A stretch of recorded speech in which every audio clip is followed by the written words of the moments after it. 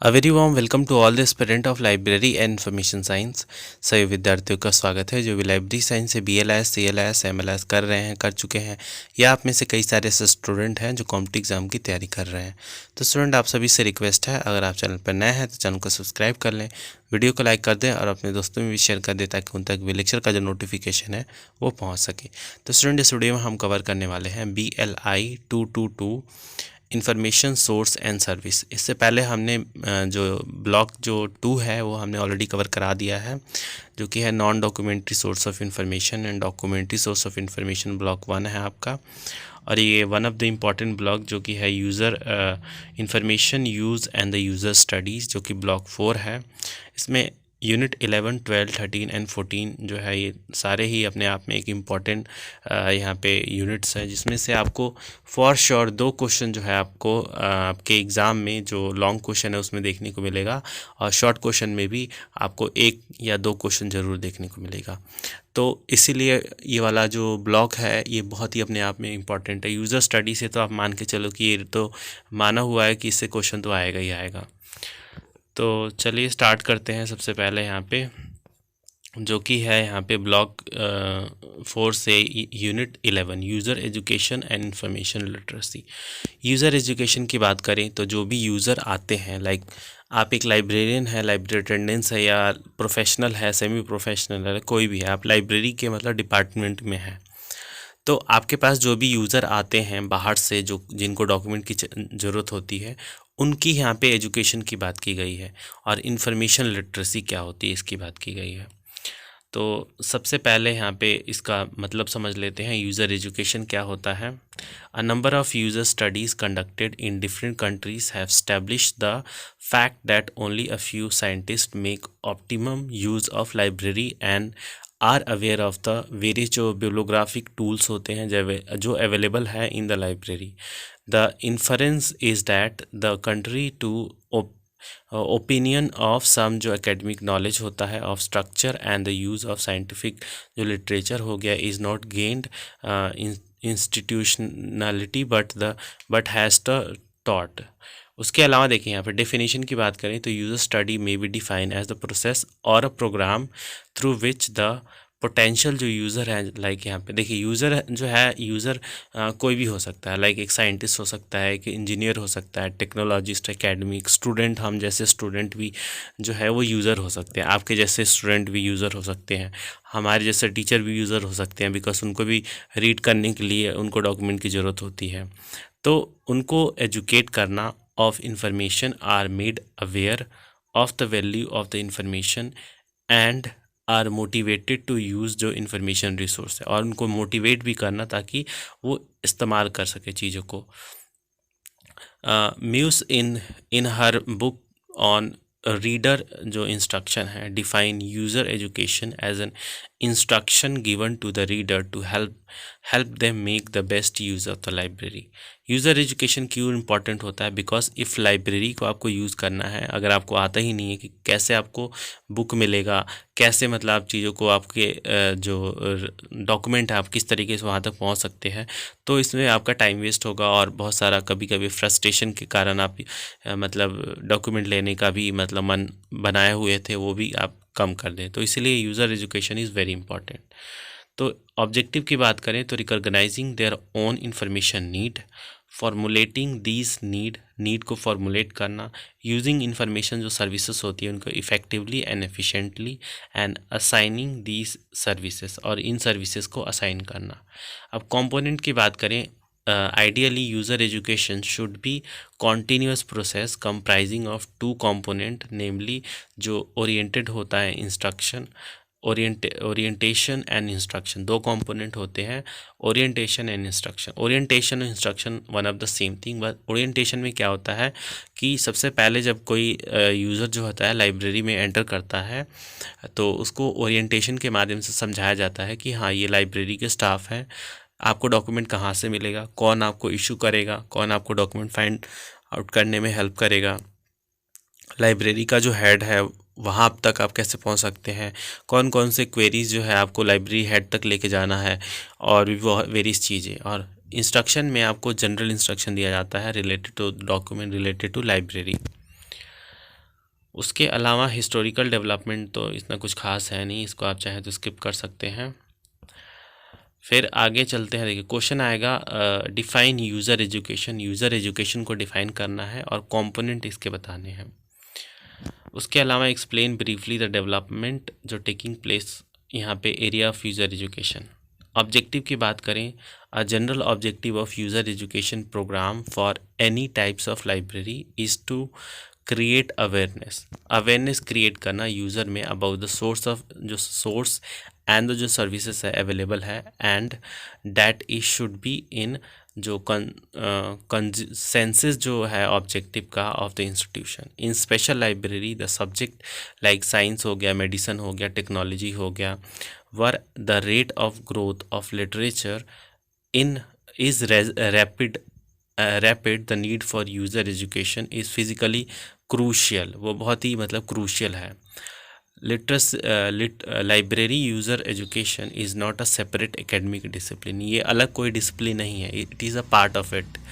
It consist of a series of skill. इसके अंदर series of skill आता है which can be made use of जो in connection with different जो academic होता है study. Hence user education in library use should be closely integrated with the जो teaching जो प्रोग्राम्स होता है डिसिप्लिन में। In past there has been an ongoing debates related to जो objective होता है लाइब्रेरी का यूज़र एजुकेशन का। उसके अलावा मेथड की बात करें तो यहाँ पे user education has been define as a process that empower the learner. वो लर्नर को एम्पावर करता है। This process can be affected by variety of factors like the four basic factor that affects learning in practical जो situation होता है are motivation, activity, understanding and the feedback. Motivation is the मतलब most important one, and last one is the feedback also is very important because at the end अगर आप feedback देंगे तो जो librarian है वो अपने सर्विसेज को बेटर करेगा। आप मोटिवेटेड हैं, आप गए मतलब लाइब्रेरी में, आपने अपने मनपसंद जो भी आपको डॉक्यूमेंट की ज़रूरत है आपने वो डॉक्यूमेंट ले लिया।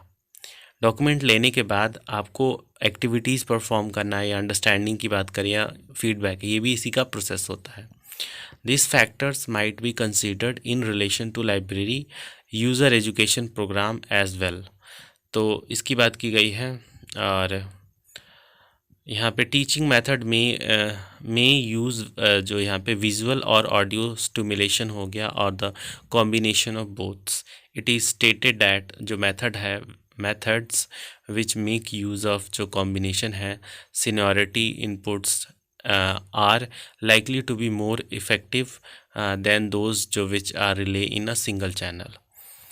द लेक्चर की बात करें, यहाँ पे सेमिनार हो गया, इसके थ्रू जो है यूज़र का एजुकेशन जो है यहाँ पे दिया जाता है डेमोन्स्ट्रेशन के माध्यम से, गाइड टूर के माध्यम से, ऑडियो विजुअल मेथड्स। तो ये सब मेथड्स में आते हैं कि आप किस तरीके से उनको मतलब जैसे ऑडियो विजुअल की बात करें तो आप विजुअली उनको दिखा रहे हैं और ऑडियो के थ्रू उनके ईयर में कुछ जा रहा है, उस तरीके से वो चीज़ों को देख रहे हैं और उनको मतलब समझ में आ रहा है कि किस तरीके से हमें लाइब्रेरी का यूज़ करना है, कैसे इन्फॉर्मेशन एक्सट्रैक्ट करना है।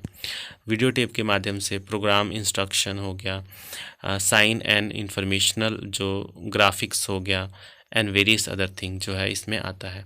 क्वेश्चन देखें, इसमें आएगा आपको what are the objective of library user education.